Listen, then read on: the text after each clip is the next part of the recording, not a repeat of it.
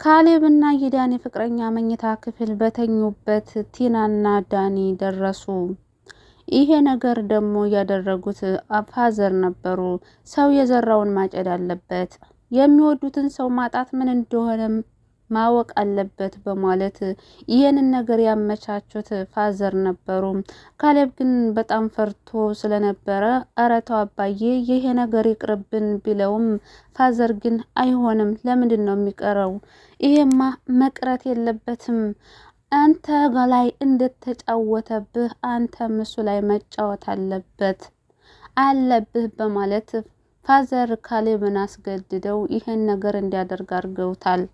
ካሌብ ልቡ ቲና ጋ ነው። ያው እንግዲህ የእሷ የምትሰራውን ስራ ስለሚያቅና ከአቅሙ በላይ በደሏ ከአቅሙ በላይ ስለሆነበት እንጂ የቲና ፍቅር ከካሌብ ልብ ውስጥ አልወጣም። እና ፈራ ተባ እያለ ነበር ይሄንን ነገር ያደረገው። ነገር ግን ፋዘር እስኪ የሚወዱትን ሰው ማጣት፣ በሚወዱት ሰው አለመታመን ምን እንደሆነም ማየት አለበት። በቃ አንተም ዳኒ የሚወዳትን ልጅ ለራስህ ማድረግ አለብህ ብለው ገፋፍተው እንግዲህ የማይሆን ስህተት ውስጥ ከተዋቸዋል። እንግዲህ የዳኒ ፍቅረኛም ቶሎ ሊያገባ ስላልቻለ ወደ ካሌብ ሂዳለች። ፋዘር እንግዲህ አውቀው የዳኒ ፍቅረኛ ወደ ካሌብ እንድትመጣ ብለው ጉድ ለምን አትጋቡም? ገንዘብ እንደሆነ እኮ ቀስ ብሎ ይመጣል። ካሌብ እኮ ሲያገባ ምንም ነገር አልነበረውም፣ ካገባ በኋላ ነው እዚህ ደረጃ የደረሰው። ለምን አታገባትም? እያለ እንግዲህ የዳኒ ፍቅረኛ ልቧ እንዲሸፍት አድርገውታል። ቲናም ከጠፋችበት መታለች። በመጀመሪያ ደረጃ እንግዲህ ፋዘር ለዳኒ ፍቅረኛ ይደውሉና እቤት እንድትመጣ ያደርጓታል። ዳኒ ደግሞ ይሄንን ምንም የሚያውቀው ነገር አልነበረም። ከዛም በኋላ ቤት ከመጣች በኋላ ሁሉን ነገር አመቻቹና አብረው እንዲተኙ አደረጉና ፋዘርም ስልክ ይደውልና ለዳኒ እንዲመጣ አድርገዋል። ዳኒና ቲና አብረው ወደ ቤት ተመለሱ። ወደ ቤት ሲመለሱ ግን ቲና ከዛም በኋላ እስኪ ቲና መኝታ ክፍል ቅድም የሆነ ሰዓት ረስቼ ነበር ሄደሽ አምጪልኝ ይላታል። ቲናም ወደ ክፍል ትሄዳለች። ያንም ታዲያ ዳኒም ተከትሏት ቲናን ሲገባ መኝታ ክፍል ያዩት ነገር ማመናቃታቸው ሁለቶችም በጣም ደነገጡ። በእርግጥ እንግዲህ ዳኒ ካሌብና የዳኒ እጮኛ ሁሉን ነገር አውቀው ተስማምተው ቢያደርጉትም ቲናንና ዳኒን ሲያው ግን በጣም ነው የደነገጡት። አራታቸውም ተፋጠው ቀሩ። ቲና ዳኒ ፍቅረኛ እንዳለው ምንም የምታውቀው ነገር የለም። አሁን እሷ ከሁሉም የወጣ ጎመን ሆናለች። ወይ ከገንዘቡ አልሆነች፣ ወይ ከዳኒ አልሆነች፣ እንዲሁም ከካሌብም አልሆነችም። በቃ ካሌብ እንግዲህ አባቱ ቲናን እንዲያገባ ቢያደርጉትም ትሁትም ማለቴ ነው ካሌብ ትሁትን እንዲፈልጋትና ያው ለትዳር እንዲያስባት ቢገፋፉትም ካሌብ ግን አይሆንም ብሏል። ምክንያቱም ያው እንግዲህ የቤት ሰራተኛ ናት ብሎ ንቋት ነው መሰለኝ።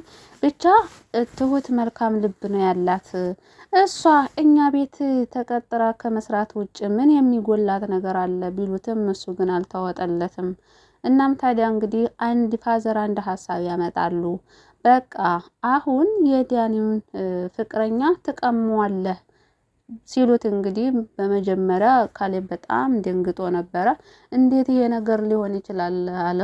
እሱም ታዲያ ፋዘርም እንዴ እና ታዲያ ዳኒስ ያንተን ሚስት ሲቀማ አብሮ ሲተኛ ለምን አላፈረም ይሉታል። ኧረ አባዬ ይሄ ነገር ይቅርብን ቢለውም ፋዘር ግን አይሆንም ቆፍጠን ብሎ አይሆንም፣ በቀል ምን እንደሆነ ማሳየት አለብን። እንግዲህ ፍቅረኛውን ዳኒ በጣም ይወዳታል አይደለ? ስለዚህ አንተም ሚስትህን በጣም ተወዳት ነበር። ስለዚህ የወደዱትን ማጣት ምን እንደሆነ ማወቅ ስላለበት አንተም ዳኒ አይኑ እያየ ፍቅረኛውን ትወስድበታለህ በማለት እንግዲህ ካሌብን አሳምነውታል። እና እንግዲህ ዳኒ እውነት መስሎት ፍቅረኛውን በራሱ እጅ እንግዲህ ሰተት አድርጎ ቤት ድረስ ይዞ መጥቷል። ቤት ከመጡ በኋላ ተተዋወቁ። ከተተዋወቁ በኋላ ግን ሌላ የሚያስደነግጥ ነገር ተፈጠረ። ይሄም ታዲያ ለምንድን ነው ፋዘር እንግዲህ ለዳኒ ለምን አታገባትም ይሉታል። አገባታለሁኝ ነገር ግን እኮ ገንዘብ ያስፈልጋል ለማግባት ይላል። እንግዲህ ፋዘርም አውቀው ማለት ነው አይ ገንዘብ ለትዳር መስፈርት አይሆንም፣ የኔ ልጅ እኮ ካሌብ እኮ ሲያገባ ምንም ነገር አልነበረውም ይሉታል። እንግዲህ ያን ጊዜ ታዲያ የዳኒ ፍቅረኛ ኧረ ዝም አትሉትም ወይ እስኪ ንገሩት እንዴ አብረን እናመጣ የለም እንዴ ከተጋባን በኋላ እኮ ገንዘቡ ይመጣል እያለች ታወራለች። እንደዛ እንግዲህ ካለ ፋዘር በእንደዛ በሚናገሩበት ሰዓት የዳኒ ፍቅረኛ በጣም ተናደደች። ቆይ ለምንድን ነው ሴት ልጅ እኮ እድሜ የሚባል ነገር አለ፣ እድሜዋን መጠቀም አለባት። ቆይ እስኪ አንተ ታገሽ እስከ መቼ ድረስ ነው የምታገሰው ብላ እንግዲህ በጣም ተናዳለች። አሁን የዳኒ ፍቅረኛ ልቧ ወደ ካሌብ አዘነበለ። ዳኒ ውሃ በላው። አይ ጉድ! ሁለት ቲናና ዳኒ እንግዲህ ሁለታቸውም ገደል ውስጥ ገቡ ማለት ነው። እንግዲህ ከፍቅረኛቸው አልሆኑ ወይ ከገንዘብ አልሆኑ። ምክንያቱም እንግዲህ ቲና ካሌብን ነው ዳኒን ነው የምትወደው፣ ነገር ግን ዳኒ ደግሞ ይች ሌላ ሴት ነው የሚወደው። ስለዚህ ሁለታቸውም የሁለት ዓለም ሰዎች ሆነው እንግዲህ ትልቅ ባህር ላይ ልክ ምን በላችሁ ማንኪያ እንደመፈለግ ወይም ደግሞ ትልቅ ባህር ውስጥ መርፌ እንደመፈለግ ሆኖባቸዋል ዳኒና ቲና ማለት ነው። ጉዳያቸው ፎልቷል። ሁለታቸውም ግራ ተጋብተዋል። ግን በነገራችን ላይ አንዳንድ ጊዜ ፋዘር ምን መሆናቸው ነው እላለሁኝ።